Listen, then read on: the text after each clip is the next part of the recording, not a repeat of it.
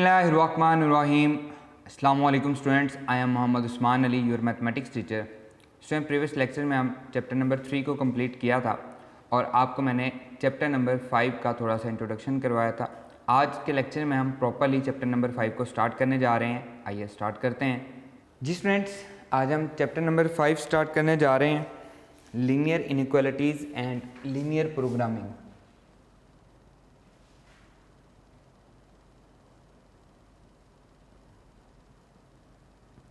Chapter number 5, linear inequalities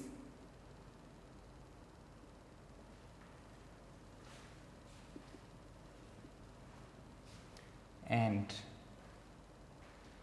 linear programming.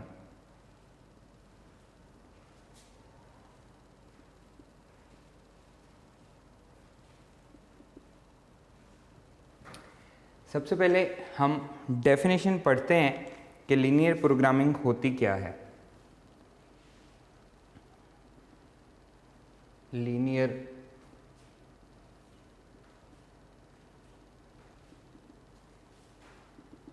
Programming, the process of optimize, the process of optimize का मतलब क्या है? Either maximize और minimise.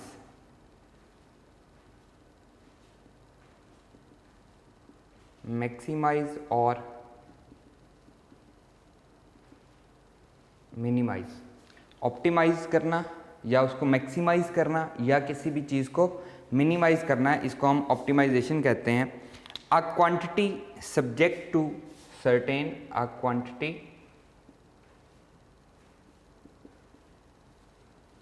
subject to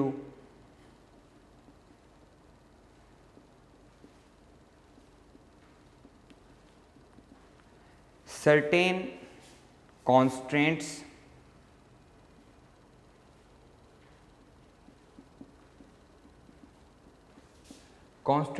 को हम कह सकते हैं restrictions।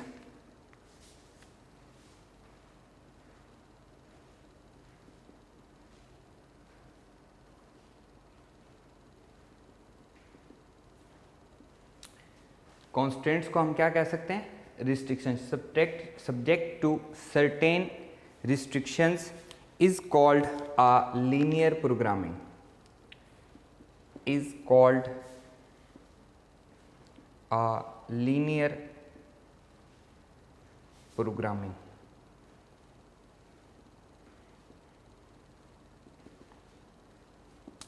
उम्मीद है डेफिनेशन आपको बिल्कुल समझ नहीं आई होगी, मैं इसको रिपीट करता हूँ। द प्रोसेस ऑफ ऑप्टिमाइज, अब है क्या ये, पहले हम इसको समझते हैं ताकि हमें डेफिनेशन समझ आ सके। इंडस्ट्री में बहुत सारे प्रॉब्लम्स होते हैं। आपके पास एक मैन पावर होती है, अगर आप इंडस्ट्री से वाकिफ़ हैं, नहीं वाकिफ़ तो मैं मोटी मोटी एग्जांपल देता हूँ कि कुछ काम करने वाले बंदे होते हैं जिसको हम मैन पावर कहते हैं। आगे मशीनरी होती है जो उस बंदे ने ऑपरेट करनी होती है। मशीनरी की कुछ ना कुछ पावर होती है, हम उसको 2 घंटे चला सकते हैं, उसको हम 3 घंटे चला सकते हैं, उसको हम 10 घंटे चला सकते हैं। ये उस मशीन की कैपेसिटी है कि हम इतनी देर में चला सकते हैं। इतनी देर में फ़र्ज़ करें वो एक जस्ट स्टिचिंग यूनिट ही है, वो 10 घंटे काम करने के बाद बंदा उस पर 10 घंटे काम करता है। उसमें बिजली सर्फ होती है, उस बिजली में आप कितनी पेंट सी सकते हैं। हम फ़र्ज़ कर लें, ये एग्जांपल ले लेते हैं कि हमने पेंट बनानी है, हमारे पास कपड़ा है, हमारे पास मटेरियल मौजूद है, हमारे पास धागा मौजूद है, हमारे पास लेबर है काम करने के लिए, हमारे पास मशीन है और हमारे पास टाइम है। अब हमने ये देखना है कि हम किस साइज़ की पेंट बनाएंगे, हम बड़ों की पेंट बनाएं या हम छोटे बच्चों की पेंट बनाएं। छोटे बच्चों की पेंट इतने पैसों में बिकती है, बड़े बच्चों की पेंट इतने पैसों में बिकती है। अब ये सारी चीज़ें कंबाइन हो जाती हैं, तब जाके एक प्रॉब्लम आती है। देखना ये होता है कि अगर हम फ़र्ज़ करें 10 घंटे हमने काम करना है, 10 घंटे में छोटे बच्चों की 100 पेंटें बनती हैं और बड़े लोगों की 80 पेंटें बनती हैं। अब दोनों में आप आपको लगेगा हमें 100 की तरफ जाना चाहिए, हमें 100 पेंटें प्रोड्यूस करनी चाहिए, ऐसा नहीं है। ये हमें लीनियर प्रोग्रामिंग बताएगी, क्योंकि छोटे बच्चे की पेंट अगर 600 रुपये की सेल हो रही है तो बड़े की पेंट जो है वो हो सकता है 1500 में सेल हो, तो 80 पेंट्स जो हैं वो आपको ज़्यादा प्रॉफिट दे रही हैं, जबकि आपको 100 पेंट्स जो हैं वो कम प्रॉफिट दे रही हैं। तो प्रॉफिट लॉस इन सारी चीज़ों को देखते हुए, इन सारे चीज़ों को सामने रखते हुए हम कॉन्स्टेंट्स बनाते हैं। Constants subject to constant. अब दोबारा इस बात को मैं समझाता हूँ। The process of optimize, maximize और मिनिमाइज। अब बात समझ आई कि प्रॉफिट को मैक्सिमाइज करना या लॉस को मिनिमाइज करना। एक quantity subject to certain constants, मतलब सर्टेन रिस्ट्रिक्शन, उस पर कुछ रिस्ट्रिक्शन हैं, जैसा कि मैंने रिस्ट्रिक्शन लगा दी कि आपकी मशीन सिर्फ 10 घंटे काम कर सकती है। मैंने रिस्ट्रिक्शन लगा दी कि हमारे मुल्क में बिजली का प्रॉब्लम है तो 3 घंटे बिजली अवेलेबल रहेगी, 1 घंटे बंद हो जाएगी, फिर 3 घंटे आएगी, फिर 1 घंटा बंद हो जाएगी। तो मैंने ये भी इस पर रिस्ट्रिक्शन लगा दी। उन सारी चीज़ों को मद्देनज़र रखते हुए हम जो इनइक्वालिटी बना के उसको सॉल्व करेंगे, आगे आपके क्वेश्चन आएंगे, आप देखेंगे उनको हम कैसे सॉल्व करते हैं, is called a linear programming. अब हम इसका इंट्रोडक्शन पढ़ते हैं। Many real life problems involve linear inequalities. Here we shall consider those problems relating to trade, industry and agriculture etc. अभी मैंने आपको एक एग्जांपल दी है, उसके रिलेटेड वो हमारे पास ट्रेड है, इंडस्ट्री है, which involves system of linear inequalities in two variables. Previous lecture में जब मैंने आपको पढ़ाया था तो मैंने आपको कहा था कि आपने मुझे सर्च करके बताना है कि लीनियर प्रोग्रामिंग कहाँ कहाँ पे यूज़ होती है। ये उसका आंसर मैंने अब आपको दिया है कि लीनियर प्रोग्रामिंग कहाँ कहाँ पे यूज़ होती है। Linear inequalities in such problems are used to describe limitations or restrictions on allocation of variables, resources, material, capital, machine capacities, labor hours, land, etc. वगैरह ये सारे उसमें restrictions होती हैं। In this chapter our main goal will be to optimize, maximize और minimize a quantity under consideration subject to some certain restrictions. अभी हम बिल्कुल स्टार्ट जो हम इसका करेंगे, हम सिंपल सा स्टार्ट करेंगे। हम इनइक्वालिटी को रिप्रेजेंट करते हैं greater than, less than, greater than equal to, less than equal to से। फ़र्ज़ करें अभी मैं आपको वो एग्जांपल देता हूँ जो हम ऑलरेडी पढ़ चुके हैं, जिनके बारे में हमें नॉलेज है। मैं यहाँ पे कहता हूँ कि x is less then 3/2, x 3/2 से छोटा है। ऑल रियल नंबर्स में अगर हम देखें तो क्या होता है जी, -∞ से लेकर 3/2 तक। अब ओपन इंटरवल है, ना ही 3/2 शामिल है, ना ही -∞ शामिल है। इसको अगर हमें ग्राफ पे रिप्रेजेंट करना हो तो हम इसको कैसे रिप्रेजेंट करते हैं,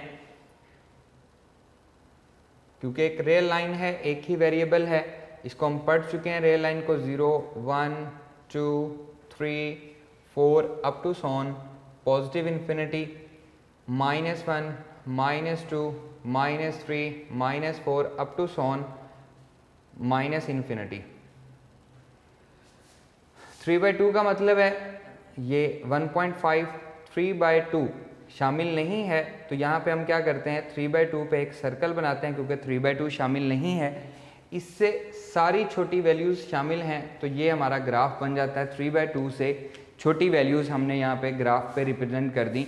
ये वो चीज़ है जो हम 5th 6th 7th में ये हम सीख के आए हैं और इनको हम ड्रॉ करते रहे हैं ऐसे ग्राफ्स को। इसी तरह आपको डिफरेंट और वाई में मिल जाएगा तो आप एक वर्टिकल लाइन पर उसको रिप्रेजेंट कर सकते हो। यहाँ पे हमारे पास जो इनइक्वालिटीज़ हैं वो सिंगल वेरिएबल में भी एग्जिस्ट करती हैं और 2 वेरिएबल में भी एग्जिस्ट करती हैं। पेज नंबर 230 पे graphing of a linear inequality in 2 variables उसने आपको दिया गया है जी, ax + by। अब यहाँ पे 2 वेरिएबल हैं, a, b और c कॉन्स्टेंट्स हैं। We know that the graph of linear equation of the form ax + by = c is a line which divides the plane into 2 disjoint region as stated below। ये disjoint region का divide करती हैं। इसको मैं आपको समझाता हूँ कि ये है क्या। इक्वेशन उसने दी है ax + by = c। मैं ले लेता हूँ 2x + 3y = फ़र्ज़ करें जी हम 6 ले लेते हैं, ठीक है। अब इसमें हमने इंटरसेप्ट निकालने होते हैं, तो हम क्या करते हैं, put x equals to 0, x को 0 पुट करेंगे तो y की वैल्यू क्या आएगी, 3 2 6, y2 आ जाएगा, तो हमारे पास पॉइंट आ जाएगा x0 एंड y2, एक पॉइंट आ गया। इसी तरह से put y is equals to 0, तो x की वैल्यू क्या आएगी, 3 आ जाएगी, x इक्वल्स टू 3, तो 3 व 0, ये हमारे पास सेकंड पॉइंट आ गया। अब हम इसको ड्रॉ कैसे करते हैं, हम इसको ड्रॉ करते हैं जी,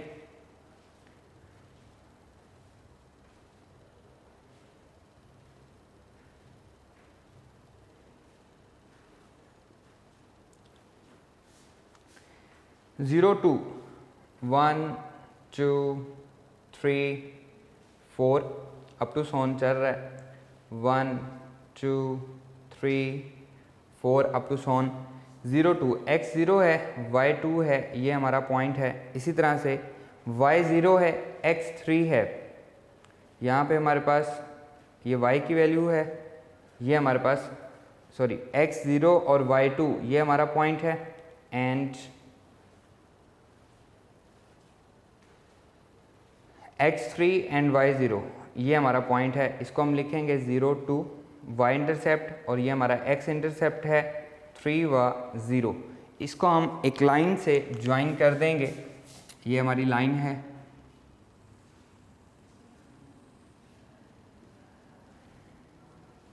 मूव कर रही है दोनों साइड पे, क्लियर। अभी ये जस्ट मैंने आपको एक लाइन ड्रॉ करना कि ये आपके प्लेन को कट कैसे करेगा, सिर्फ आपको वो समझाया है। अब बुक में आपको वो समझाना क्या चाह रहा है, वो कह रहा है कि ये जो लाइन है इक्वल टू वाली लाइन है, इसकी वो बात कर रहा है।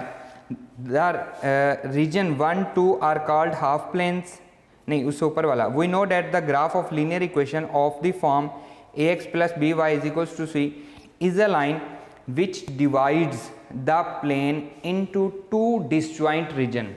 ये जो लाइन है ये इस प्लेन को दो डिसजॉइंट रीजन के साथ, ज्वाइंट नहीं है डिसजॉइंट है, ये अलग रीजन है, ये वाला अलग रीजन है, क्लियर, दो में डिवाइड करती है। यहाँ पे जो वैल्यूज़ हैं वो ग्रेटर देन वाली हैं, यहाँ पे जो वैल्यूज़ हैं वो लेस देन वाली हैं, इसलिए उसने उसको 1 और 2 का नाम दिया है। The set of order pairs x y such that a x plus v by less than c, एक रीजन लेस देन वाला, and the set of order pairs x y such that a x plus b y is greater than c, और एक reason आपका greater वाला। अब इस बात की समझ आई कि जो हमारे पास लाइन है, सॉलिड लाइन जो मैंने ब्लैक कलर में लगाई है, ये आपके प्लेन को दो हिस्सों में डिवाइड करती है, एक लेस देन वाला हिस्सा और एक ग्रेटर देन वाला हिस्सा, और ये दोनों क्या होते हैं, डिसजॉइंट होते हैं, ये आपकी ऑब्जेक्टिव हैं, इसको इसलिए आपने समझना है। The region 1 2 are called half planes, ये जो 1 2 रीजन बने हैं ये क्या कहलाते हैं, हाफ प्लेन्स कहलाते हैं। The line a x plus b y is equals to c called the boundary of each half plane. ये जो लाइन है, ये वाली हमारे पास जो लाइन आई है, ये क्या कहलाती है, बाउंड्री कहलाती है of each half plane. Note that vertical line divides the plane into left and right half plane. अगर ये लाइन वर्टिकल होती, अगर यही लाइन वर्टिकल लाइन होती, फॉर एग्जांपल मैं यहाँ पे एक बना रहा हूँ,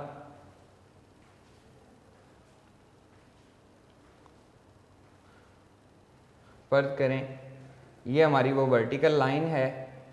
अब ये लाइन जो है हमारी, ये इस प्लेन को left and right half plane में डिवाइड कर रही है। अगेन मैं रिपीट कर रहा हूँ, ये जो वर्टिकल लाइन है ये इस प्लेन को left and right half plane में डिवाइड कर रही है, जबकि ये जो लाइन है या हॉरिजॉन्टल जो लाइन है ये क्या करेगी, ये इस प्लेन को lower and upper half plane में डिवाइड कर रही है। दोनों में डिफरेंस समझ आ गया। वर्टिकल लाइन जो है वो क्या करती है, लेफ्ट और राइट में डिवाइड करती है, जबकि नॉन वर्टिकल लाइन में हॉरिजॉन्टल भी आ जाती है, टिल्ड भी आ जाती है, जिस तरह की मर्जी के हैं आप आ जाती है। नॉन वर्टिकल लाइन जो है वो प्लेन को upper and below lower half plane में डिवाइड करती है। अब यहाँ पे दो चीज़ें सीखने वाली हैं। नंबर 1, हमने जिक्र किया हाफ प्लेन का,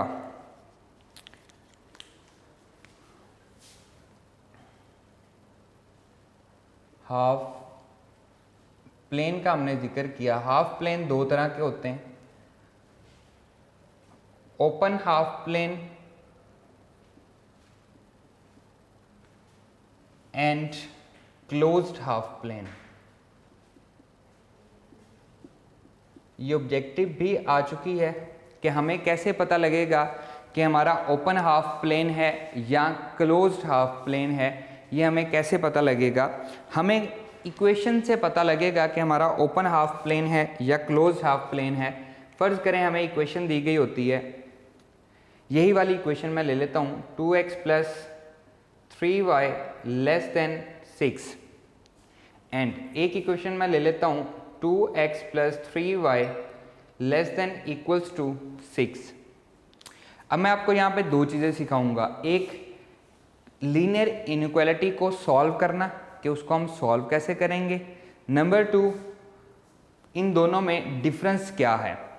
देखें, सॉल्व करने के लिए हमारे पास आगे जितनी भी आएंगी हमारे पास इक्वल वाली इक्वेशन नहीं आएगी, ये बात ज़हन में रखिएगा। हमारे पास इक्वल वाली इक्वेशन नहीं आएगी, बल्कि हमारा चैप्टर क्या है, लीनियर इनइक्वालिटी का चैप्टर है। तो हमारे पास less than equal to, greater than equal to, less than या ग्रेटर देन, ये वाली आएगी। इन सब को सॉल्व करने के लिए हम एसोसिएटेड इक्वेशन बनाएंगे। एसोसिएटेड इक्वेशन, उसके बगैर हम इसको सॉल्व नहीं कर सकते। हम अपनी तरफ से इसकी एसोसिएटेड इक्वेशन बनाते हैं। एसोसिएटेड इक्वेशन का मतलब क्या है, हम इनइक्वालिटी की जगह इक्वल का साइन लगा देंगे। वो जिस तरह की भी इनइक्वालिटी हो उसमें एसोसिएटेड इक्वेशन लाजमी बनेगी। एसोसिएटेड इक्वेशन इसकी भी क्या बनेगी, 2x + 3y = 6, और इसको हम सॉल्व कर चुके हैं। एसोसिएटेड इक्वेशन को हम सॉल्व कर चुके हैं। इसमें हमारे पास जो हमारा x इंटरसेप्ट है वो है 3 0 और जो y इंटरसेप्ट है वो 0 2 है। इसका ग्राफ भी हम बना चुके हैं। अब कैसे पता लगेगा कि ये ग्राफ जो है ये ओपन हाफ प्लेन है या क्लोज्ड हाफ प्लेन है? ये बड़ी इंपॉर्टेंट बात है, इसको मैं इसलिए बार बार जोर दे रहा हूँ कि ये बहुत ज़्यादा इम्पोर्टेंट है और इसको समझना है आपने। अगर हमें सिर्फ लेस देन दिया गया है, इक्वल टू नहीं दिया गया, तो हमारे पास ग्राफ किस फॉर्म का आएगा वो मैं आपको बना के दिखाता हूँ। एसोसिएटेड इक्वेशन सब में बनेगी, वो आपने बनानी ही बनानी है। 1 2 3 4 1 2 3 4 पॉइंट हमारे पास है एक 3 0। जी स्टूडेंट, ये हमारा पॉइंट है 3 0 x इंटरसेप्ट और ये हमारा पॉइंट है 0 2। अब आप सोच रहे होंगे कि सर एसोसिएटेड इक्वेशन तो यही वाली है, तो ग्राफ आपने पहले भी बनाया हुआ है, अब आप कौन सा नया ग्राफ बना के दिखाने लगे हैं? तो यहाँ पे जो इम्पोर्टेंट चीज़ जिसकी मैं बार बार आपको रिपीट कर रहा हूँ जिसको, वो ये है कि जब इक्वल टू का साइन नहीं होगा तो ये इसका ग्राफ गलत है। इसका ग्राफ क्या बनेगा, हम इसको डॉटेड लाइन से रिप्रेजेंट करेंगे, क्योंकि अब उसने खुद हमें कहा हुआ है कि is less then, only less than कहा हुआ है, इसलिए अब हम इसको सॉलिड लाइन से रिप्रेजेंट नहीं कर सकते। जब हम इसको सॉलिड लाइन से रिप्रेजेंट नहीं कर सकते, डॉटेड लाइन है, इसका मतलब ये है कि ये इसमें शामिल नहीं है। सॉलिड लाइन का मतलब क्या है, ये इसमें शामिल है। जैसा कि हमने यहाँ पे देखा था कि अगर हम इस सर्कल को फिल कर दें, इसका मतलब क्या है, 3/2 इसमें शामिल है, और अगर सर्कल रहे, ओपन रहे, फिल्ड ना हो, तो इसका मतलब क्या है, ग्राफ में 3/2 शामिल नहीं है।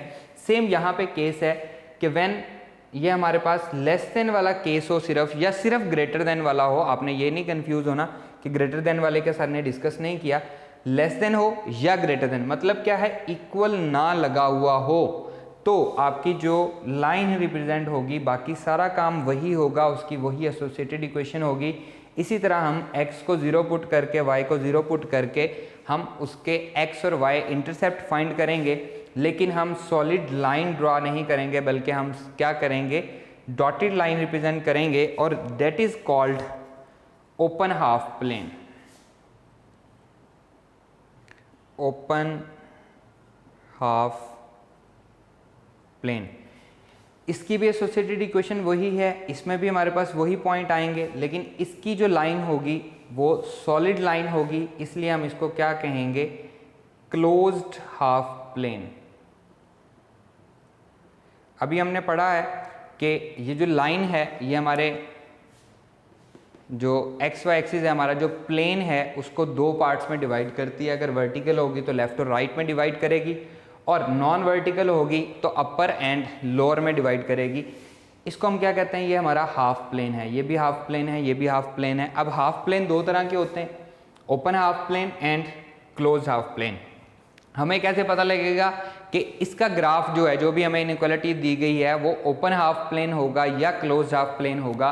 अगर उसके साथ इक्वल टू का साइन है तो हम कहेंगे क्लोज हाफ प्लेन होगा, अगर उसके साथ इक्वल टू का साइन नहीं है तो हम कहेंगे ओपन हाफ प्लेन होगा। ये आपकी बहुत बड़ी ऑब्जेक्टिव है जो कि आती भी है पेपर में।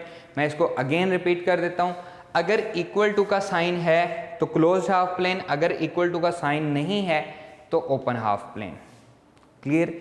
इनइक्वालिटी को सॉल्व करना भी समझ में आ गया। पहले हम एसोसिएटेड इक्वेशन बनाएंगे। एसोसिएटेड इक्वेशन बनाने के बाद हम x को 0 पुट करके, ये हमारा x इंटरसेप्ट आ रहा है, y इंटरसेप्ट आ रहा है, x को 0 पुट करेंगे y का आंसर आ जाएगा, y को 0 पुट करेंगे x का आंसर आ जाएगा। हमने पहले y इंटरसेप्ट फाइंड किया, फिर x इंटरसेप्ट फाइंड किया, लेकिन अभी भी ये सॉल्व नहीं हुआ। इसमें एक चीज़ रहती है, वो क्या है, उसे हम कहते हैं test point. Test point, test point क्या होता है? ऐसा पॉइंट जो एसोसिएटेड इक्वेशन को सेटिस्फाई ना करे। अगेन मैं रिपीट कर रहा हूँ, ऐसा पॉइंट, टेस्ट पॉइंट ऐसा पॉइंट होता है जो एसोसिएटेड इक्वेशन को सेटिस्फाई ना करे। इस बात को जहन में रखना है, ये अक्सर बच्चे भूल जाते हैं। आपकी इनइक्वालिटी को सेटिस्फाई करना चाहिए, इनइक्वालिटी को सेटिस्फाई करना चाहिए। एसोसिएटेड इक्वेशन मतलब इक्वल टू जब आ रहा हो उसको सेटिस्फाई नहीं करना चाहिए। और अपनी आसानी के लिए हम क्या लेते हैं, ये हमारा ओरिजिन है 0 0, हम हमेशा ओरिजिन को अपना टेस्ट पॉइंट लेते हैं। मैं इसको सॉल्व कर रहा हूँ तो इसमें मैं पुट करता हूँ 2 × 0 + 3 × 0 is less then 6, 0 is less then 6, true. Answer क्या आया है? ट्रू आंसर आया है। इसका मतलब है कि जिस साइड पे ओरिजिन है उस साइड पे हमारा ग्राफ है, उस साइड पे हमारा सारा एरिया इसमें शामिल है। अब हमारा जो आंसर है वो कंप्लीट हो चुका है। अगर ये फॉल्स हो जाता, मतलब अगर हमारे पास इनइक्वालिटी होती 2x + 3y is greater then 6, तो अब यहाँ पे आंसर क्या आता है? Is greater then 6, is greater then 6। अब आंसर क्या आता हमारा? आंसर हमारा आ जाता फॉल्स। क्लियर? ग्रेटर देन है तो ये हमारा आना था, क्योंकि आंसर फॉल्स आया है तो ये हमारा ग्राफ जो है ये आना था, हम ये एरिया शेड कर देते। अब इसका आंसर कंप्लीट हो चुका है। अब मैं इसको रिपीट कर रहा हूँ, जो चीज़ें हमने पढ़ी, हमने लीनियर प्रोग्रामिंग को पढ़ा, हमने ये सीखा कि लीनियर प्रोग्रामिंग क्या है, हम इसको कहाँ कहाँ पे यूज़ करते हैं। इसमें हमने ये सीखा, ये जो हम already 5th 6th 7th class में पढ़ते आए हैं, कि अगर हमें कोई भी एक इनइक्वालिटी दी गई हो तो उसको हम रियल लाइन पे कैसे रिप्रेजेंट करते हैं। अब अगर हमें दो वेरिएबल में इनइक्वालिटी दी गई हो तो हम पहले क्या करते हैं, उसकी एसोसिएटेड इक्वेशन बनाते हैं। एसोसिएटेड इक्वेशन बनाने के बाद हम उसका y इंटरसेप्ट फाइंड करते हैं, फिर हम x इंटरसेप्ट फाइंड करते हैं। कैसे फाइंड करना है? x को 0 पुट करेंगे y का आंसर आ जाएगा, y को 0 पुट करेंगे x का आंसर आ जाएगा।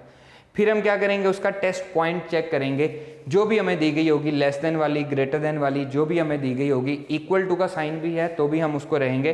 टेस्ट पॉइंट क्या है? टेस्ट पॉइंट वो है जो एसोसिएटेड इक्वेशन को सेटिस्फाई ना करे। अगर वो, हम क्या करते हैं, उसके लिए ओरिजिन को पुट करते हैं। ओरिजिन पुट करने से अगर आंसर हमारा ट्रू आए तो हम वो वाली साइड शेड कर देते हैं। ठीक है, ओरिजिन, जिस तरफ ओरिजिन है, ट्रू आए तो जिस तरफ ओरिजिन है वो साइड शेड कर देंगे, और अगर फॉल्स आए तो ओरिजिन के अपोजिट वाली साइड जो है वो हम शेड कर देंगे। अब यहाँ पे मैं ये कहूँगा कि इसका जो आंसर है ये क्या है? क्लोज्ड हाफ प्लेन है, लोअर है। इसका आंसर क्या है? Lower closed half plane. इसका आंसर क्या है? Upper open half plane. और हाफ प्लेन को हमने दो में डिवाइड किया, open half plane and closed half plane. Equation को देख के हमें कैसे पता लगेगा कि हमारे पास क्लोज्ड है या ओपन है? अगर इनइक्वालिटी के साथ इक्वल टू का साइन है तो वो क्लोज्ड है, और अगर वो इक्वल टू का साइन नहीं है तो ये ओपन हाफ प्लेन है। Clear students? उम्मीद करता हूँ कि आपको ये अच्छे से समझ आया होगा। और ये जो चीज़ है, जो ये सारा एरिया शेड है, इसका यही मतलब है कि इससे छोटी सारी वैल्यू, अब वो सिर्फ एक लाइन पे नहीं है बल्कि पूरे प्लेन में है, इसलिए हम पूरे प्लेन को शेड करते हैं। क्लियर। नेक्स्ट चल के हमारे पास एक्सरसाइज में 2, 3, 4, 5 इनइक्वालिटीज़ आ रही होंगी, हम उन सबको इकट्ठे सॉल्व कर रहे होंगे। अभी जो हमारी एक्सरसाइज है पेज नंबर 231 पे आप देख सकते हैं, उन्होंने एरिया शेड करके दिखाया हुआ है आपको। उसके बाद पेज नंबर जो है 233 पे उन्होंने उसकी बाउंड्री लाइन भी लगाई हुई है। इसको ये मत समझिएगा कि ये उन्होंने क्लोज्ड और ओपन को रिप्रेजेंट किया हुआ है। क्लोज्ड और ओपन को ये वाली लाइन बताती है कि ये आपका क्लोज्ड है या हाफ है। अगर आप समझ रहे हैं कि जो बाउंड्री लाइन लगाई हुई है उससे रिप्रेजेंट हो रहा है कि ये क्लोज्ड है और ओपन है, ऐसा नहीं है। ये जो लाइन है ये इस बात को रिप्रेजेंट करती है, अगर ये डॉटेड होगी तो ओपन हाफ प्लेन, अगर ये सॉलिड होगी तो क्लोज्ड हाफ प्लेन होगा हमारा। अब हम मूव करते हैं एक्सरसाइज 5.1 पे और उसके क्वेश्चंस को सॉल्व करते हैं। पहले क्वेश्चन नंबर 1, क्वेश्चन नंबर 1 में सिर्फ एक इनइक्वालिटी है, क्वेश्चन नंबर 2 में 2 इनइक्वालिटीज़ हो गई हैं, क्वेश्चन नंबर 3 में हमारे पास 3 इनइक्वालिटीज़ हैं, क्वेश्चन नंबर 4 में भी हमारे पास 3 इनइक्वालिटीज़ हैं, क्वेश्चन नंबर 5 में भी 3 इनइक्वालिटीज़ हैं। इनको हम सीखते हैं कि हम इसको किस तरह से सॉल्व करेंगे। आइए स्टार्ट करते हैं जी स्टूडेंट्स। एक्सरसाइज 5.1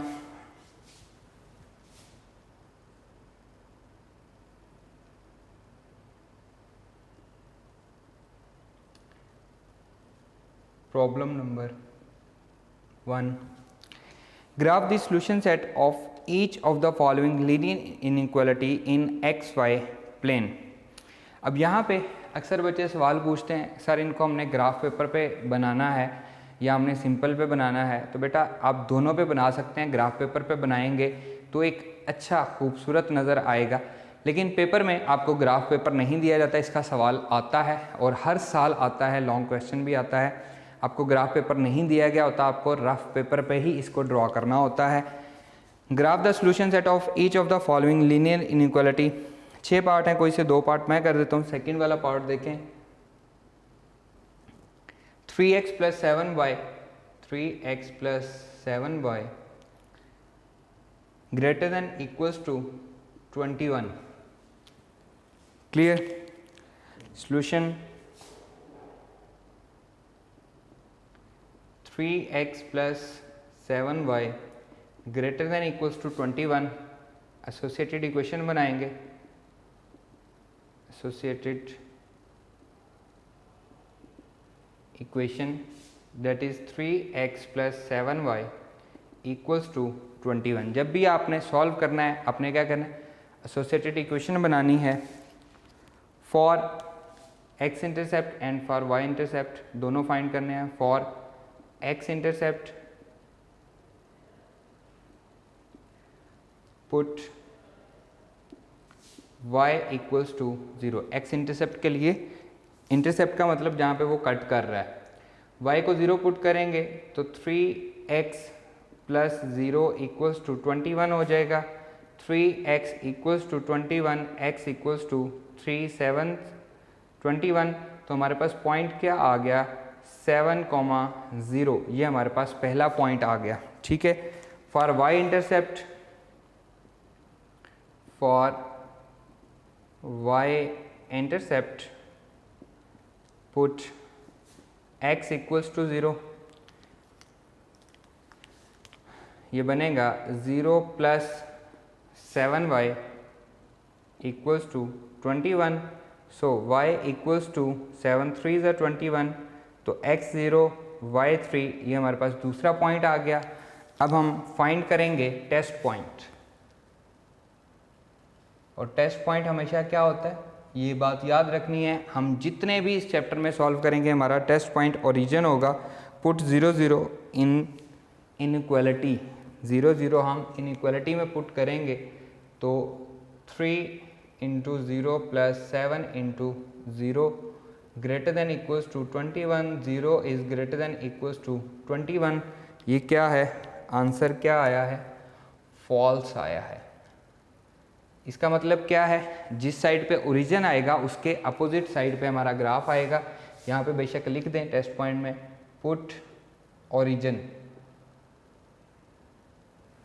बेहतर है आप साथ मेंशन कर दें पुट ओरिजिन। अब मैं इसका ग्राफ ड्रॉ कर रहा हूँ।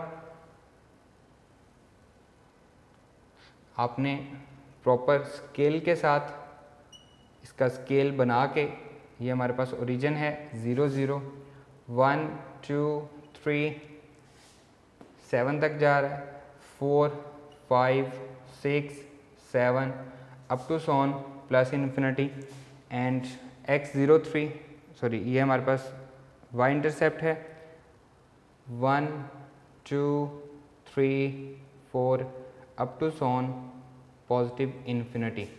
अब मैं दोनों पॉइंट बना रहा हूँ, एक है हमारे पास 7 0, x हमारे पास 7 और y 0, ये 7 0 हमारा पॉइंट हो गया, और एक पॉइंट है 0 3 0 3।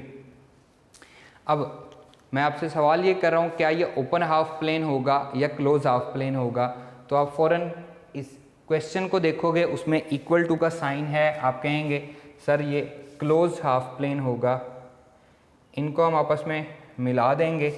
आपने प्रॉपरली इसको स्केल से ड्रॉ करना है ताकि ये हमारे पास प्रॉपर सीधी लाइन बने। अब टेस्ट पॉइंट क्या था, ओरिजिन था और फॉल्स हो गया था। जिस साइड पे ओरिजिन है उसके अपोजिट साइड पे हमारा ग्राफ आना है, तो इस साइड पे हमारा ग्राफ आएगा, इसे हम ड्रॉ कर देंगे।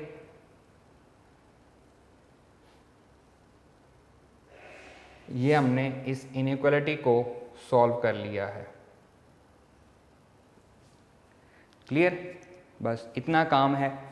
अगेन रिपीट कर देता हूँ, आप सबसे पहले एसोसिएटेड इक्वेशन बनाएंगे, x इंटरसेप्ट और y इंटरसेप्ट फाइंड करेंगे, टेस्ट पॉइंट इसका चेक करेंगे, ये इसके दरमियान में आ गया, आपने नीचे थोड़ा करके बनाना है ताकि इसके अंदर ना आए, मिक्स ना हो।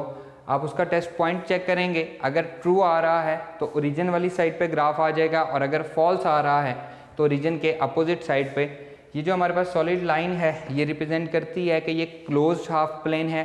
अगर यहाँ पे इक्वल का साइन ना होता तो हम यहाँ पे डॉटेड लाइन से रिप्रेजेंट करते और ये क्या होता, ओपन हाफ प्लेन होता।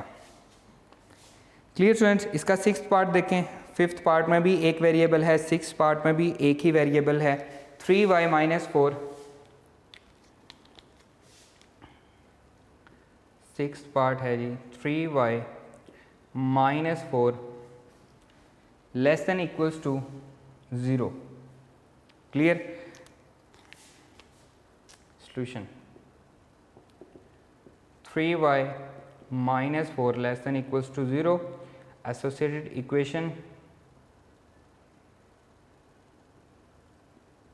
Associated equation 3y - 4 equals to 0। 3y equals to 4 and y is equals to 4/3। y की वैल्यू आ गई, ठीक है।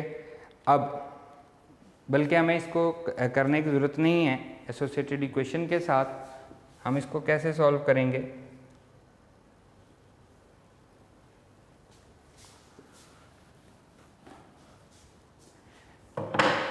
एडिटर मुझे कट करके दोबारा यहीं से ज्वाइन कीजिएगा।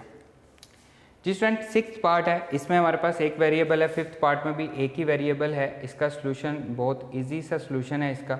3y - 4 less than equals to 0। 3y इसके हम एसोसिएटेड इक्वेशन नहीं बनाएंगे क्योंकि हमें इसमें ज़रूरत नहीं है, x और y इंटरसेप्ट फाइंड करने के, डायरेक्टली आ जाएगा। y is less than equals to 4/3। 4/3 1 point थोड़ा सा 1 से थोड़ा सा ज़्यादा होगा, 1 पॉइंट इसमें 1 बचेगा, फिर आ जाएगा जी 9 1.3333 इस तरह से हमारा होगा। तो हम इसको ड्रॉ कर लेते हैं जी, बिल्कुल सिंपल।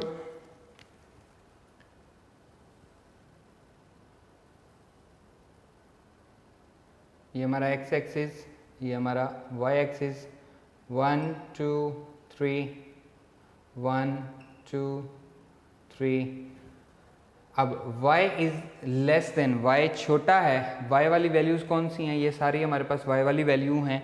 और अगर हमारे पास x के साथ इक्वेशन हो तो वो हमारे पास क्या बनेगी, वो हमारे पास वर्टिकल बनेगी, ये हमारे पास हॉरिजॉन्टल बनेगी। y छोटा है 4/3 से, मतलब 1 पॉइंट समथिंग, तो यहाँ पे ये हमारा 1 पॉइंट समथिंग होगा, ठीक है, मैंने अंदाजे से ही लगाया है। ये हम लाइन ड्रॉ कर देंगे, ये हमारी लाइन आ गई है। ये लाइन कौन सी है? ये y इक्वल्स टू 4/3 की लाइन है। यहाँ पे ये लाइन कौन सी है?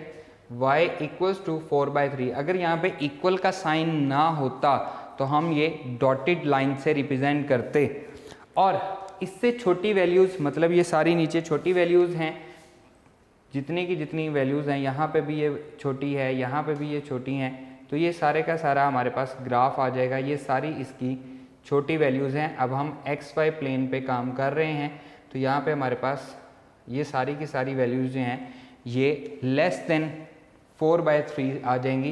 ये जो रेड वाली इक्वेशन है ये y इज इक्वल्स टू 4/3 है, सिर्फ आपको समझाने के लिए लिखी है, जस्ट ये इसका ग्राफ बन जाएगा। इसी तरह जो इसका 5th पार्ट है वो एक वर्टिकल लाइन बनेगी। क्लियर? क्वेश्चन नंबर 2 में हमारे पास 2 इनइक्वालिटीज़ हैं, आइए मूव करते हैं, उसका क्वेश्चन सॉल्व करते हैं। जी students, problem number 2, indicate the solution set of the following systems of linear inequalities by shading। First part देखें जी इसका,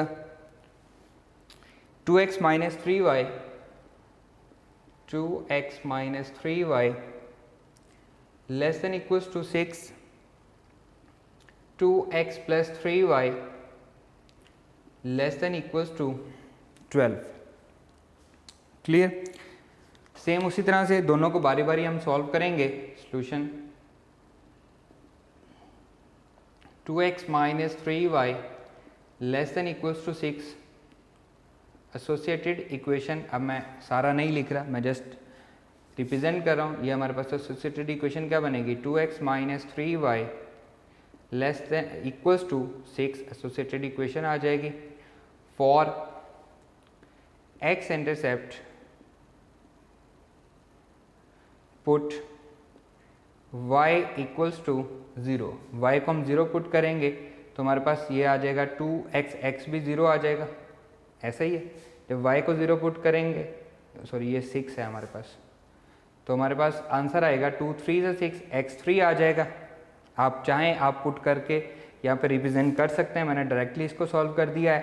तो हमारा पॉइंट क्या बनेगा? 3 व 0 पॉइंट बनेगा। And for y intercept, for y intercept put x equals to 0, x को 0 पुट करेंगे तो हमारा पॉइंट क्या बनेगा? -3y। अब यहाँ पे देखें माइनस है तो इसलिए मैंने इसको लिखा है y इज इक्वल्स टू 3 2 6, तो -2 आ जाएगा। 0, -2 हमारा पॉइंट आ जाएगा। फॉर टेस्ट पॉइंट हम इसको चेक करेंगे। Test point put origin, origin हम पुट करेंगे इनइक्वालिटी में, तो हमारा आंसर क्या आएगा जी? 2 into 0 minus 3 into 0 less than equals to 6, 0 is less than equals to 6। ये क्या आया है? ट्रू आया है। और यहाँ पे अगेन मैं रिपीट कर दूँ, टेस्ट पॉइंट क्या होता है? जो एसोसिएटेड इक्वेशन को सेटिस्फाई ना करे। ये एक हल हो चुकी है। अब मैं सेकंड वाली को हल करता हूँ। 2x plus 3y less than equals to 12, associated equation बनाएंगे। 2x plus 3y equals to 12 for x intercept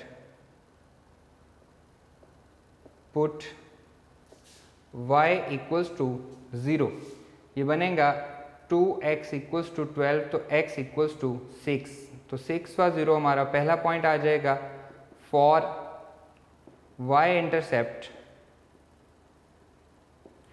put x equals to 0, x को हम 0 पुट करेंगे तो 3y इक्वल्स टू 12, तो y की वैल्यू क्या आ जाएगी? 4, तो 0 4 हमारा सेकंड पॉइंट आ जाएगा। ये फर्स्ट पॉइंट, ये सेकंड पॉइंट। अब हम टेस्ट पॉइंट चेक करते हैं। टेस्ट पॉइंट क्या करेंगे जी? ओरिजिन पुट करेंगे। Put origin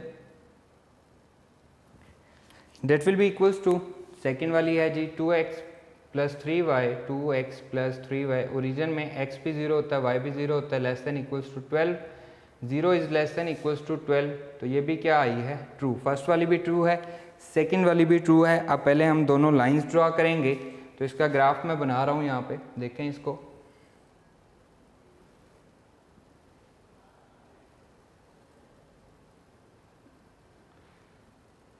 zero zero origin है, 1 2 3, फर्स्ट वाली में हमारे पास 3 0 है और सेकंड वाली में 6 0 है, 4 5 6 up to so on positive infinity तक, 1 2 3 4 5 6 up to so on positive infinity, -1 -2 -3 -4 -5 -6 up to so on negative infinity तक। इसी तरह यहाँ पे नेगेटिव वाले आ जाएंगे, क्योंकि x कहीं पे नेगेटिव नहीं है इसलिए मैंने इसको नहीं लिया। अब मैं पहले फर्स्ट वाली बारी बारी दोनों को अलग अलग आपने करना है। 3 0 x 3 है, y 0 है, x 3 y 0, ये हमारा पॉइंट आ गया 3,0,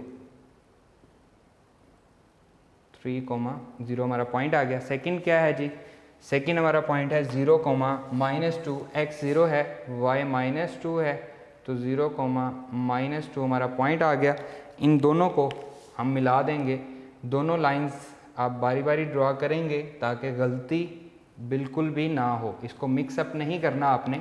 ये हमारे पास फर्स्ट वाली लाइन है, इसकी इक्वेशन मैं लिख रहा हूँ 2x - 3y is equals to 6, 2x - 3y equals to 6। अब मैंने अभी तक ये नहीं किया कि इसको शेड कर दिया हो, क्योंकि मुझे पता है कि टेस्ट पॉइंट में ये ट्रू आया है तो ओरिजिन वाली साइड पे ये सारा शेड हो जाएगा।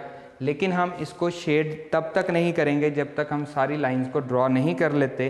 जो सेकंड वाली लाइन है वो क्या है जी, 6 0, x 6 है, y 0 है, ये हमारा पॉइंट है 6, 0, और सेकंड है 0 4, 1 2 3 4, ये हमारा पॉइंट है 0 4। अब हम इनको ड्रॉ कर देंगे।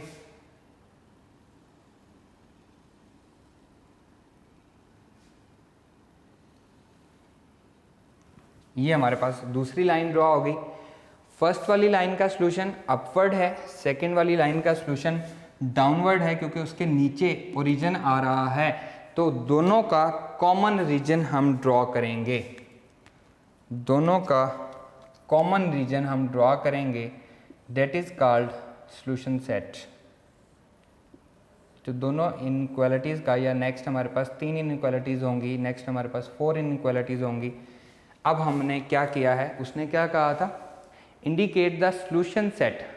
अब एक सिंगल सॉल्यूशन नहीं है, अब ये सॉल्यूशन सेट है, ये दोनों का सॉल्यूशन है। एक्चुअली अगर हम अलग अलग ड्रॉ करते तो मैं ये एरिया भी ड्रॉ करता और मैं ये एरिया भी ड्रॉ करता, लेकिन ये वाला एरिया सेकंड वाले में नहीं आ रहा, ये वाला एरिया फर्स्ट वाले में नहीं आ रहा, हमें सिर्फ दोनों का कंबाइंड एरिया चाहिए, इसीलिए हमने उसको सॉल्यूशन सेट कहा है। बात समझ आ गई सॉल्यूशन सेट की? दोनों का जो कंबाइंड एरिया होगा उसे हम क्या कहेंगे, सॉल्यूशन सेट कहेंगे। इसको डिफाइन भी किया हुआ है, आपको मिल जाएगा जब आप इसकी थ्योरी पढ़ेंगे, आपको सॉल्यूशन सेट की डेफिनेशन भी मिल जाएगी, मैं आपको लिखवा भी दूंगा इंशाल्लाह नेक्स्ट लेक्चर में। अगर आप इसको 232 पे देखें, reason bounded by 2 or 3 simultaneous inequalities, वहाँ पे आप देखें the graph of a system of inequalities consists of the set of all order pairs in xy plane which simultaneously satisfy all the inequalities in the system. Find the graph of such a system. We draw the graph of each inequality in the system on the same coordinates axis and then take intersection of all the graphs. Then take intersection of all the graphs. The common region so obtained is called the solution region for the system of the inequalities. इसको हम क्या कहते हैं, solution region कहते हैं। solution set क्या है, उस region के अंदर जितने भी पॉइंट्स आ रहे हैं वो हमारा क्या है, सॉल्यूशन सेट को रिप्रेजेंट करता है। क्लियर स्टूडेंट्स, इसको हम मज़ीद जितना भी है आगे करते जाएंगे। आज के लेक्चर में हमारा इतना ही। आज के लेक्चर में हमने सीखा है कि हम एक सिंगल इनइक्वालिटी को कैसे ड्रॉ करते हैं, अगर हमारे पास दो इनइक्वालिटीज़ आ गई हों तो उनको हम कैसे ड्रॉ करते हैं, सॉल्यूशन सेट कैसे रिप्रेजेंट किया जाता है, ये हमने सीखा है। अगेन मैं सॉल्यूशन सेट को बता देता हूँ। इसका सॉल्यूशन ये भी आ रहा था और इस सेकंड वाली लाइन का सॉल्यूशन ये भी आ रहा था, लेकिन दोनों का जो कंबाइंड सॉल्यूशन है उसे हम क्या कहेंगे, ये हमारा सॉल्यूशन सेट है। क्लियर स्टूडेंट्स, इंशाल्लाह नेक्स्ट लेक्चर में आपसे मुलाकात होगी। अल्लाह हाफिज़।